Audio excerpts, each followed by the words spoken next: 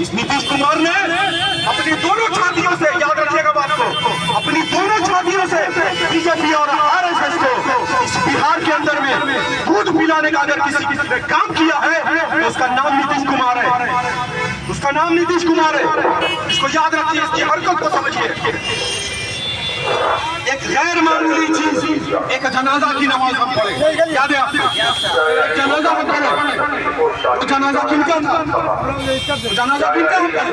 मस्जिद जुमा के रोज़ जो है मस्जिद के सामने आप कुछ रजिस्ट्रेशन कर रहे थे वक्फ अमेंडमेंट के मतलब ये एहतजाज कर रहे थे। एक्ट पास हो गया है, लेकिन हमने जो अपील किया है देखे होंगे, हम पूरे मुसलमानों को कह रहे हैं कि ये इसको अभी भी वक्फ बिल ही माना जाए, जो पूरे हिंदुस्तान में इस पर चर्चा हो रही है समझिए, और हर आदमी, हर सिटीजन इसका, चाहे वो सांसद है या एमएलए है या ये, और पूरे देश में इसकी चर्चा हो रही है। क्या आपने देखा होगा पिछली बार बाबरी मस्जिद का लग रहा था लोगों को कि कौम के नेशन में दुनिया को जोड़ने वाला या देश को जोड़ने वाला कोई जजमेंट आएगा, लेकिन आस्था की बुनियाद पर जजमेंट दिया गया।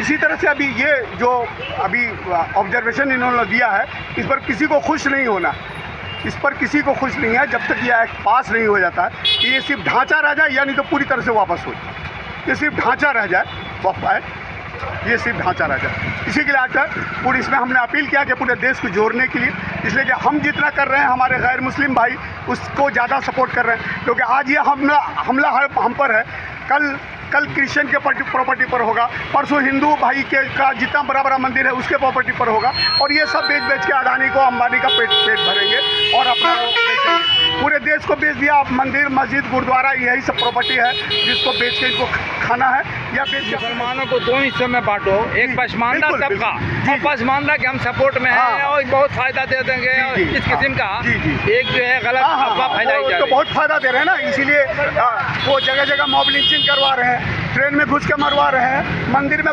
मस्जिद में घुस के मरवा रहे हैं, वो तो बहुत तो सपोर्ट कर रहे हैं ना पसमानदा। वो तो ज़्यादातर भाई हमारे पसमानदा ही है। मोदी जी के पास जो है बोहरा लोग किया हुआ पसमानदा तो जो राइट हुआ था सबसे ज़्यादा बोरे मारे गए थे, उसके बाद वो मोदी के पांव पर गिर गया, उसके बाद भैया जुलूम मत करो, हम तुम्ही को वोट देंगे, और जब भी आप कोई बात बोलेगा हम आपके साथ खड़ा हैं, तो अभी जो खड़ा होना को उसका अहमियत नहीं है, वो डर के मारे, खौफ से, यानी मरने के डर का बिल्कुल दोगला वाला रोल इन्होंने किया है।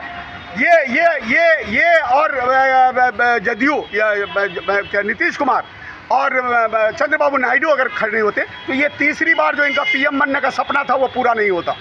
यही दो आदमी हैं जो अपने इंटरेस्ट के लिए, अपना कुर्सी बचाने के लिए इस तरह से किया। पूरे हिंदुस्तान को बेचा इन लोगों ने, पूरे कौम को बेच दिया। तलाक का मामला आया था, एनसीआर का मामला आया था, ये वक्फ बिल का मामला आया था, इसी ईद के अंदर गए मुसलमानों के पास टोपी पहना, सवाई खाए, बोलने कि नहीं साहब ये बिल आपके बिल्कुल खिलाफ है, हम इसको कभी पास नहीं होने देंगे, और ये वादा किया, और उसके बाद वहाँ जाकर के आरएसएस गोद में बैठ कर हमारे खिलाफ जो वोट बराबर देते रहे, बराबर धोखा देते रहे। इनके स्पोक्समैन कौन बने वहाँ? ललन सिंह, जो पहले बीजेपी में थे, जो पहले आरएसएस के मेंबर है, उन्होंने इनके फेवर में बहस किया।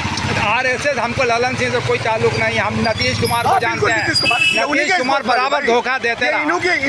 तो ऐसी हालत में कौन आप क्या करें, क्या करें बताइए आप? ऐसी हालत में अब किसी भी हालत में नीतीश कुमार को वापस नहीं लाना है, इनकी नाव जहां है वहीं से डूब जाएगी इंशाल्लाह, गर्क हो जाएगा, चाहे हमको आरजेडी के साथ जाना पड़े, जिसके साथ जाना पड़े, यानी आपका मुस्लिम क़यादत अलग होनी चाहिए। असद ओवैसी साहब को एमआईएम को कह रहे थे बी टीम, और उनका सबसे पहले उन्हीं का ये सुना गया।